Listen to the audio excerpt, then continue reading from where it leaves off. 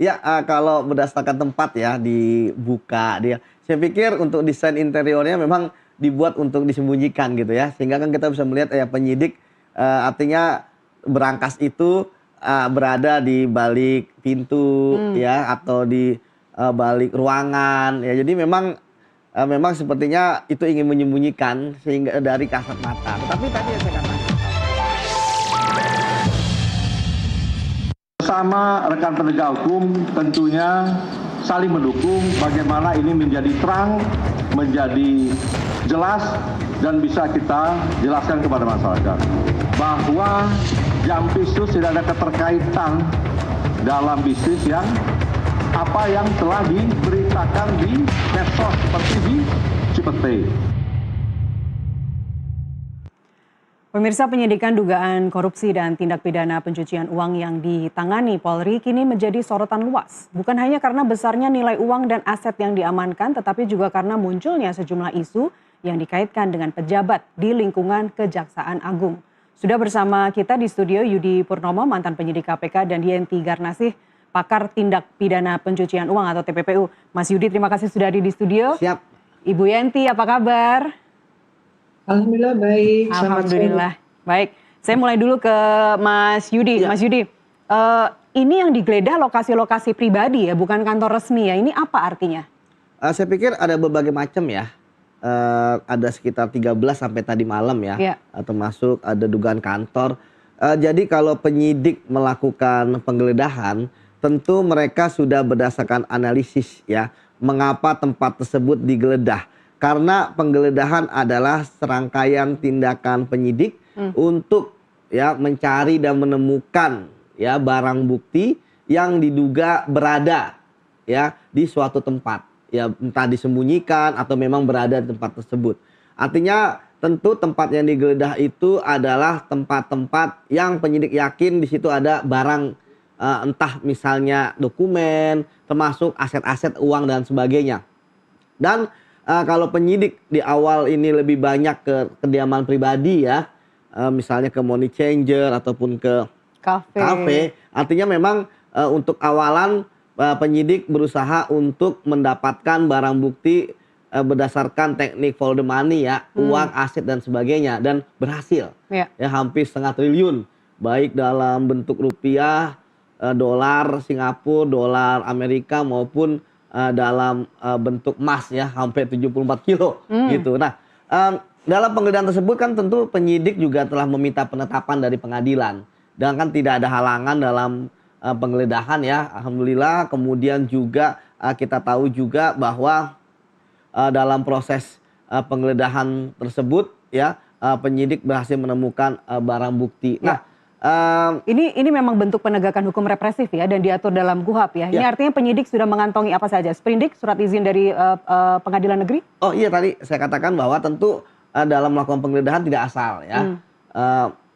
Pertama tentu ada surat perintah penyidikan dulu, dan ini kan sudah naik ke penyidikan dari kemarin ya. Kemudian yang kedua ada namanya surat permintaan kepada pengadilan negeri untuk penetapan penggeledahan di mana tempat tersebut digeledah. Misalnya kalau di Cipete pasti ke PN Jakarta Selatan. Ya. Kalau di Bogor kan kayak Sentul, Pengadilan Bogor. Nah, setelah mendapatkan penetapan, baru kemudian dibikin surat perintah penggeledahan beserta dengan surat perintah tugas yang kemudian akan berangkat ke sana. Tapi intinya bahwa saya pikir penyidik sangat luar biasa dan responsif bahwa memang dalam tindak pidana korupsi ya berbeda dengan tindak pidana lain. Dalam tindak pidana korupsi gerak cepat dan kemudian melakukan penggeledahan merupakan hal-hal yang sangat penting untuk kemudian berhasil mendapatkan barang bukti. Sebab kalau terlambat ya bisa jadi barang bukti sudah berpindah tempat, barang bukti hilang, ya kan dipindah dan lain sebagainya. Dan kemarin kan dilakukan serentak, ya istilahnya daya kejutnya itu luar biasa, dan dengan sunyi kedap seperti itu ya berhasil mendapatkan uang yang sangat banyak yang diduga hasil tindak pidana korupsi. Ini ungkapan time is money benar-benar terbukti di sini. Karena dengan gerak cepat terbukti ratusan miliar bisa diamankan. Betul Mbak Lastri. Kita sebenarnya sambil menunggu ya Mas Yudi, hari ini kan harusnya jam 4 Polda melakukan konvers, tapi ternyata tadi diundur jam 7 malam ya. Nanti kita sambil pantau kembali di Polda seperti apa kondisi di sana. Tapi kalau Anda bisa simpulkan nggak dari tempat-tempat yang digeledah. Biasanya kalau berangkas kita akan ketemunya amplop-amplop ya. Tapi ini Wah. berangkas dibuka ketemunya koper gitu. Dan Ya. nggak tanggung-tanggung ada 7 koper di situ. Ya. Dari lokasi-lokasi yang digeledah itu, entah itu kafe, money changer, atau rumah-rumah pribadi, apa yang Anda simpulkan? Apakah memang rumah-rumah atau lokasi-lokasi itu didesain sedemikian rupa untuk menyimpan barang-barang itu?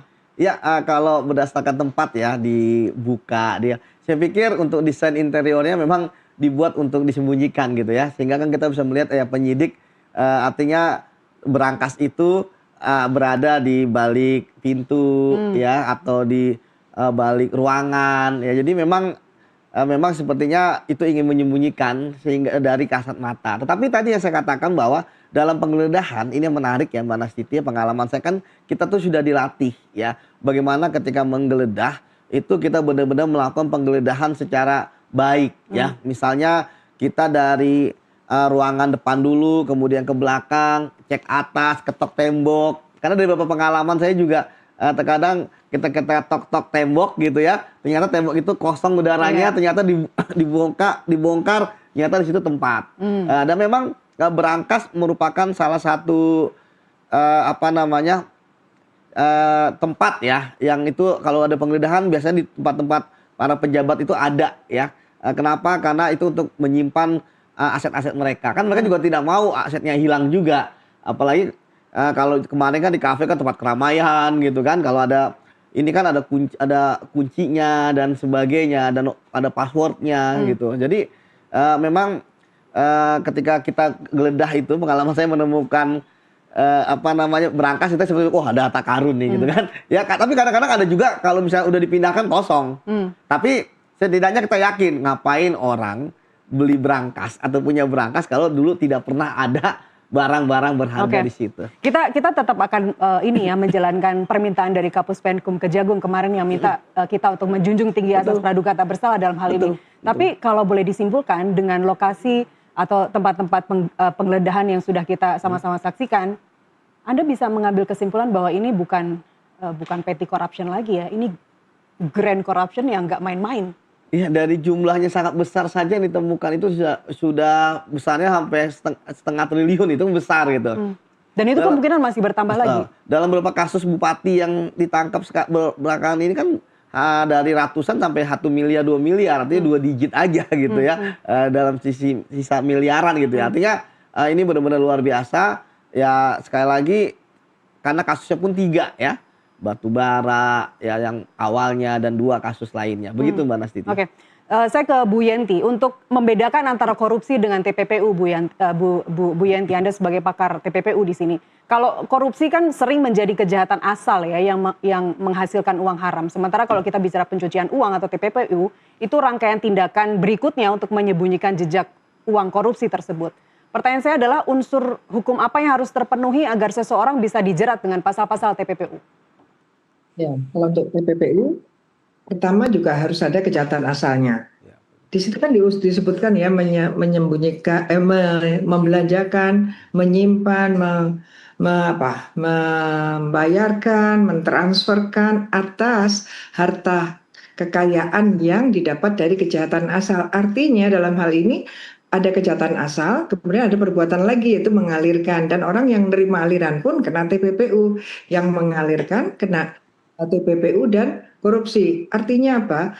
Artinya bahwa TPPU itu memang sangat tergantung pada kejahatan asal, dan juga harus dilihat bahwa artinya setiap kejahatan harta kekayaan, kejahatan ekonomi itu hampir pasti terjadi TPPU. Tidak mungkin habis hanya dilihat aja itu nggak mungkin. Ya, itu memang apa ya dulu milestone-nya bagaimana kita bisa mempunyai strategi memberantas kejahatan ekonomi, bukan saja follow the suspect, tapi juga biar mencegah itu follow the money atau follow the proceed of crime. Just because hasil dari kejahatan itu bisa jadi sudah bukan money lagi gitu kan. Bisa jadi ini kan tadi kan money yang disimpan, saya nggak tahu itu dari mana ya. Tapi jadi mungkin sudah jadi mobil, sudah ada di apa. Maka TPPU itu adalah harta kekayaan yang berasal dari hasil kejahatan. Caranya bagaimana? Ya, bagaimana? Apakah itu ditransferkan? Apakah itu dibawa ke money changer atau untuk usaha? Ya, itu adalah proses tadi. Itu adalah strategi itu modus mereka. Kita penegak hukum strateginya adalah memfollow hasil kejahatan itu.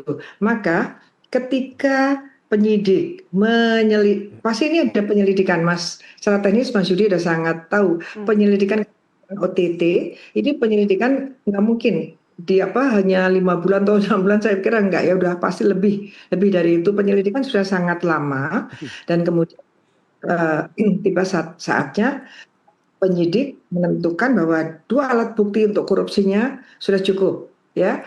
Tetapi bersamaan dengan itu penyidik juga menemukan bahwa 2 alat bukti itu ternyata sudah ada keterangan dan kemudian ada juga analisis. Setelah dianalisis ternyata uang hasil kejahatan itu juga mengalir. Maka berdasarkan pasal 75 Undang-Undang TPPU menyatakan bahwa dalam hal penyidik tindak pidana asal, dalam hal ini korupsi, menemukan juga 2 alat bukti minimal terjadi tindak pidana pencucian uangnya, maka menggabungkan sekaligus penyidikannya, yaitu korupsi dan TPPU. Itu sekarang baru penyidikan, artinya peristiwa sudah ada.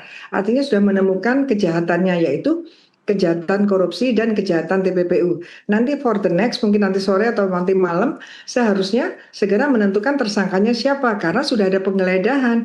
Penggeledahan itu kan mengerucut pada adanya kronologi, adanya aliran, adanya rangkaian perbuatan setelah korupsi, setelah menghasilkan korupsi. Nggak tahu ya, kalau pejabat itu biasanya dia menerima gratifikasi, menerima suap atau memeras, itu pada umumnya seperti itu.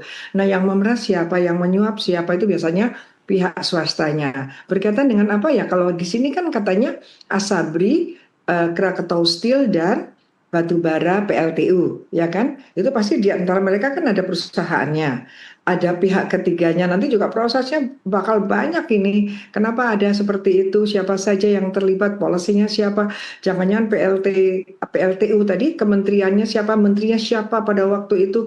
Bahkan sampai sekarang ini harusnya diungkap semua. Nah, nanti dari apa yang sudah di mapping kan, sudah dianalisis tadi, penyidik sudah tahu bahwa ini korupsi, hasilnya ini, ternyata hasil itu mengalir ke sana kemari, ada nama ini, maka diketemukan 2 peristiwa pidana, yaitu korupsi dan TPPU. Maka mereka mengatakan bahwa ada korupsi dan TPPU, ini bagus, berani, ini paling strategi. Karena TPPU itu sebetulnya adalah TPPU itu memang new crime, karena sekarang ini setelah kita punya undang-undang korupsi, setelah ada anti money laundering legal regime internasional, itu diketemukan kejahatan baru, yaitu menikmati hasil kejahatan. Ya, bisa ada new crime, but new crime ini bukan benar-benar really something new, but ini adalah akibat dari dia menikmati atas kejahatan yang lalu, sehingga undang-undang money laundering yang diterapkan di negara-negara itu adalah, selain itu adalah new crime, itu ada juga new strategy combating kejahatan asalnya, strategi baru untuk memberantas kejahatan asalnya. Kenapa? Karena kejahatan asal itu lebih fokus pada bagaimana memenjarakan, menangkap. Maka kelihatan kan di dalam undang-undang korupsi mengejarnya pakai uang pengganti. Di mana uang pengganti kalau tidak bisa diganti lagi dengan penjara. Maka ini udah konvensional. Maka sejak 1998 itu ada new strategi combating kejahatan asal. Strategi baru memberantas kejahatan ekonomi yang sebagai kejahatan asal, yaitu dengan menerapkan undang-undang tindak pidana anti pencucian uang yang fokus utamanya adalah menelisik, tracing of the hasil kejahatan, dan fokus pada penyitaan, merampas, selain juga ada pemenjaraan atau baik. Kejahatan asal dalam hal ini harus dibuktikan dulu ya Bu Yenti ya. Apabila ini dugaannya korupsi, maka korupsinya harus dibuktikan dulu, baru kemudian TPPU-nya baru bisa diproses. Oh, tidak begitu, sebenarnya. Jadi karena tadi kan didakwakan bersamaan dalam satu berkas itu berarti bersama-sama. Ini penting ya. Jadi tetapi dalam hal membuktikan bersama-sama tentu saja itu nanti dalam satu hari misalnya membacakan surat dakwaan, membuktikan pasti yang dibuktikan korupsi dulu, kemudian berapa menit kemudian berapa jam kemudian TPPU-nya. Jadi memang ini yang harus hati-hati ya. Memang no money laundering without predicate offense, but bukan berarti kejahatan asal dibuktikan dulu, inkrah dulu, bukan. Itu nanti udah itu sudah sering sekali disampaikan. Jadi gitu, memang tidak mungkin ada pencucian uang tanpa kejahatan asal. Tapi dalam strateginya, dalam penerapannya, pemikiran yang kita sampaikan kepada penegak hukum dalam satu berkas. Jadi bersama-sama gitu. Tentu dalam pengadilan yang bersama-sama ini pasti secara kronologis pasti korupsinya dibuktikan. Oh tanggal sekian begini, sorenya ternyata dialirkan. Baik. Bu Yenti, maaf kita harus jeda terlebih dulu. Kita akan lanjutkan usai azan maghrib berikut ini. Mas Yudi, kita jeda terlebih dulu. Tetaplah bersama kami.